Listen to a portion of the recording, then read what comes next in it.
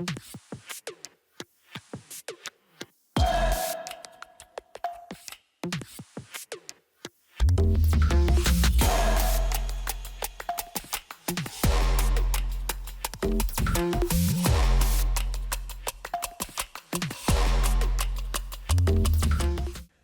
my name is Ajit Krishnan, and a warm welcome to my co-panelists, Rajneesh Gupta, Raju Kumar, and Anumeha. You guys have done a really fantastic job. Spent the last 6 months writing this report. I know it's been tiresome, but when I went through it, I think I picked up few themes in the whole construct. One is Indian companies are actually investing abroad. Primarily, it started with energy, the conventional forms. But now there's a large focus because they specialized and built capabilities in the renewable space. So obviously they're looking at the global south market. They're also looking at technology, intellectual property. But one of the themes that you picked up is access to markets. So whether it's the chemicals or the auto sector, they're actually going abroad, doing those acquisitions to gain access to those markets. So it's very insightful. But I'm sure when you wrote this report, there will be a lot of other things that you picked up on. So I thought we can try and use this conversation to try and bring some more deeper insights. So let me begin with you, Rajneesh. You look at geopolitics, you look at policy advocacy. India is of course in the center of geopolitics, especially with the recent G20 events, and gaining a lot of prominence, being the fastest growing large economy. How can Indian companies actually use this to their advantage? And what are some of the factors that is going to influence their decision to invest overseas? Thanks, Ajit.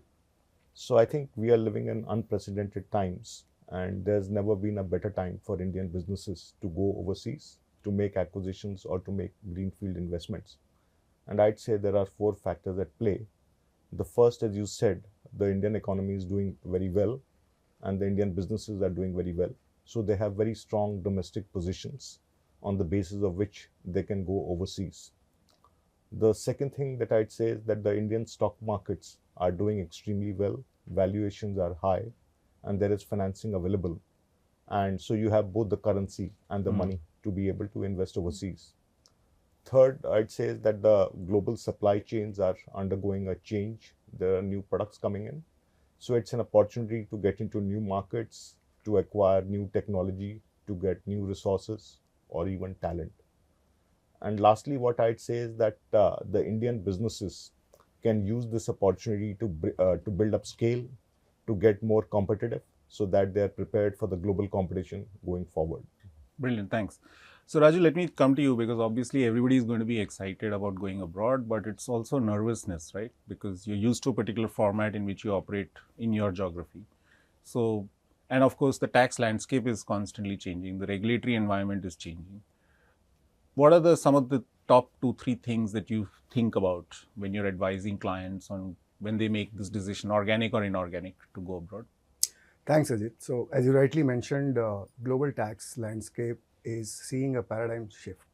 With introduction of BEPS 2.0, for example, there is increased tax collaboration among authorities, enhanced tax transparency, and discouraging the low tax competition among countries. And that's where BEPS 2.0 is bringing the minimum tax standard. In addition to that, what is most important for the companies is to increase substance through right level of presence, right skill set for employees who are positioned there to gain those benefits. In addition to that, the developing countries are trying hard to protect their tax base. And in that respect, you see things like digital tax, green tax, which is coming in. So exciting times, but at the same time, I would say that go down that path with all your eyes and ear open. So basically look at the future, but also keep some context of what's changing. And fantastic. Anumeha, you've obviously been advising a lot of transactions, mostly inorganic. Give me top 3 headline issues you see in companies when they do this acquisition, 3 things that they need to worry about or think about. Sure. Thanks, Ajit. So I think when you are acquiring overseas, your acquisition strategy, as I see, should have 3 important aspects. One is, how do you do acquisition financing, right? Are you going to do a share swap or are you going to do a leverage buyout? If leverage buyout, then what should be the security structure? How do you plan for debt repayment, both onshore and offshore?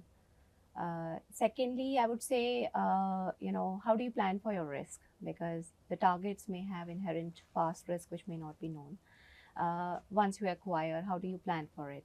And in that context, do you do, some sort of a phased buyout or a seller lock-in, or for that matter, some earn-out structure? And of course, there are conventional ways like insurance and indemnities.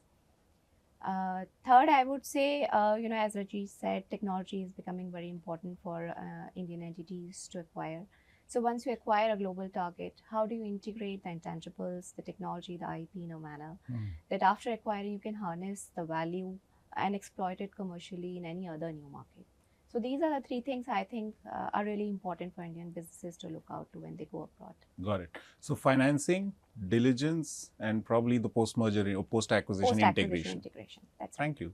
No, that's great insights. Thank you. Hopefully, we will do a second version at some stage if things continue at the same pace. Happy to get feedback from all of you who are seeing this video, and best of luck for all your investing strategies. Thank you.